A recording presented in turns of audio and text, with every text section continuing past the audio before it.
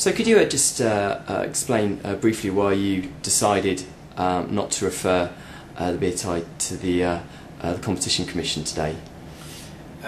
We concluded as a result of our inquiry that, broadly speaking, that the pub industry is competitive and is therefore offering a decent level of choice and value to consumers. The market is not concentrated if you compare it to other sectors of the UK economy. There is actually healthy competition nationally and at local level. What would you say to tenants who and campaign groups that argue they're paying more for their beer than free houses and managed pubs, and this in effect creates an anti-competitive situation? Clearly, a tied house does pay more for its beer.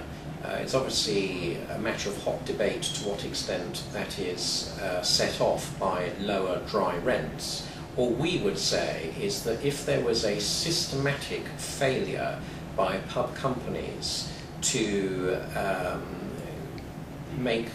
allow the lessee to be reasonably competitive against free houses, if there was a systematic failure in that respect, then not only would the lessee be punished in the marketplace, but also the pubco would be as well. So there is a constraint on the ability of pubcos to squeeze their tenants. The danger of doing that would be that they would lose market share.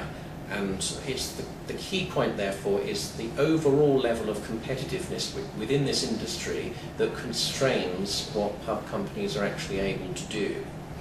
There were also a lot of submissions from individual lessees, and a lot of them had concerns about their rents and about how much they pay for beer, and general concerns about how they're treated by their pub company.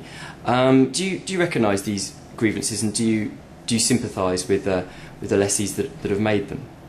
I recognise that there are grievances, and indeed it would appear that the industry does too, which is why it embarked on a mediation process which hasn't yet borne fruit completely, and there may yet be more benefits to be had out of that process. But what I can say is that if there was a systemic process whereby pubcos mistreated their licensees such that they were not able to compete effectively against free houses and managed pubs, then not only would the lessees lose market share and profits, but so too would the pub company through the beer tie.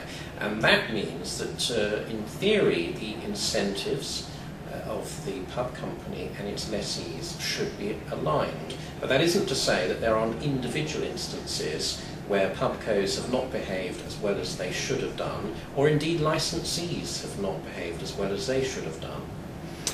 Do you think your judgment will have much impact on what the government eventually decide to do in response to the Business Enterprise Committee's report that was obviously very damning on pub companies? Well, no doubt the government and indeed others will look at the conclusions we've drawn in relation to the competition aspects and the consumer choice aspects of the pub industry. But there may be other issues that go beyond competition and consumer choice, which is not for the OFT to address, and it may well be that others still think that there are further matters to address that go beyond the areas that we ourselves examined over the last 90 days. One final point, restrictive covenants was something that you highlighted as being a concern in terms of competition.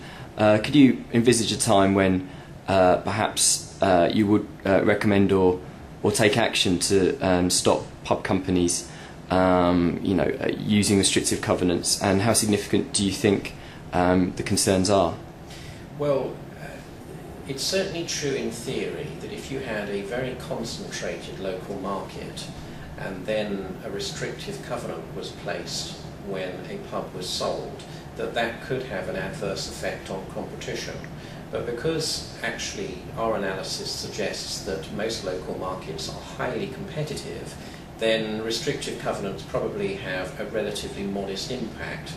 Nonetheless, the reasons for restrictive covenants are well, there are many reasons for restrictive covenants, but certainly on balance, from a competition perspective, they are not a good thing. However, the incidence of them is pretty low as far as we can tell, and a number of bodies gave a commitment that they would no longer use restrictive covenants in the future. So at the moment it's not a big issue, but if it were to become a more prevalent issue, then it is obviously something that we would look at again.